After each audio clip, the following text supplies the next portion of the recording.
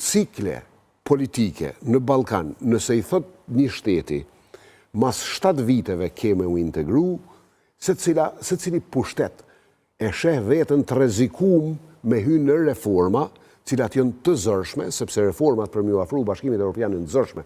Lufta kundër korrupsionit e tjera janë shumë të zërshme, nuk janë të lehta, duken të lehta me i thonë. Kështu që qeverit rezistojnë mos me psu elektoralisht vetë, sepse nuk e shohin që në një mandat e kanë të arritshme.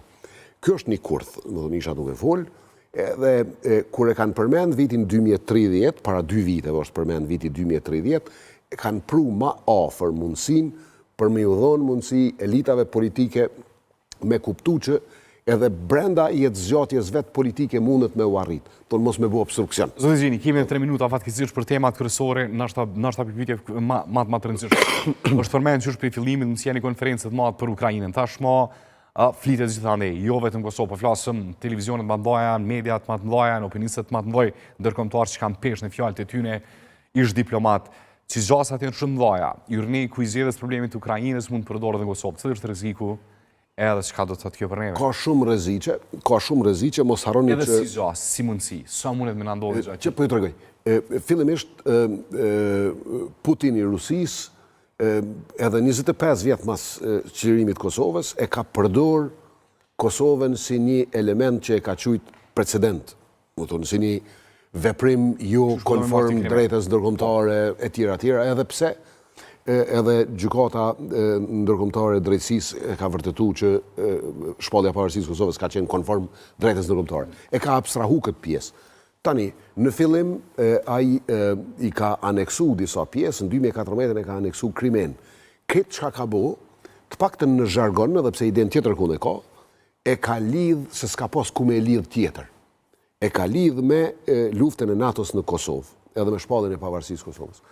Tashi, nëse ka me pas tendencë me ndërlidh këto me Kosovën, nuk ka më unvar hiç prej nesh.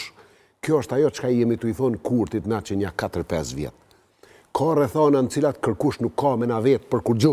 Se jemi afër, është rreziku 2 minuta. Se kanë vetë Merë ose le, cila është rrethana, merë ose le. Përveç që jeni të qartë, çfarë ditë zoti Haradinaj tonë në syndikat, çfarë ditë Shivana kryeministër, nesrit mëngjes ku me sindikat kushtetuese. Kështu nuk mendoj partitë e tjera opozitare. Njëri thot ku me redingo, ciu na e dim se s'mund të mendojnë gjë tillë. Cili është rreziku të kthehemi te situata merë ose le, zoti. Apo më jep 1 minutë të flas. Po, 1 minutë. Dëgjoj. 2 minuta. Prej vitit 2021, pa na e lyp kurti, Aleanca i ka dalë në mbështetje për me kriju asociacionin. I kemi ditë rrethonat, në 2022 ne kemi rrit peshen, unë kom dalë në për studio. Edhe e kom mbështet kurtin, e kom lut me e dërgu draftin gjykatë kushtetuese, po të tregoj diçka. Unë jam patriot e du vendin tam. Ramush Haradinaj ka dalë në konferenca për shtyp, e ka mbështet planin franko-gjerman. E ka lut kurtin me e marrë një veprim tillë. Ramush Haradinaj është patriot. E do në vendin e vetë. Nuk e ka bo për hir dikujt këtë veprim. E ka bo për hir të Kosovës. E kemi lut këtë Kosovën pa asni interes politik tonin, pa asni interes politik me e kry një veprim tillë se mundet me ardhë situata në cilën nuk na pyet dikush se kanë telashet mëdha. A kemi ardhë? Jemi shumë afër, po të tregoj kur ju thash. Edhe një qeverisje, 30 sekonda, një qeverisje me zotin Kurti. Mundemi me rreziku krejt për shkak se Kurti po thotë që nuk e bëj një gjë tillë. Që nuk e çoj atë draft në gjykatë kushtetuese, që nuk e themeloj asociacionin. Pasojat rrezikohet shtetëformimi, funksionaliteti i Kosovës? Muj me thonë edhe një herë ato që e kom thonë janë 100 herë. Faqet e draftit të statutit të asociacionit kanë me urrit. Zoti Gjini, ishte kënaqësi të pasur ju si çdo herë, faleminderit shumë për konsideratën.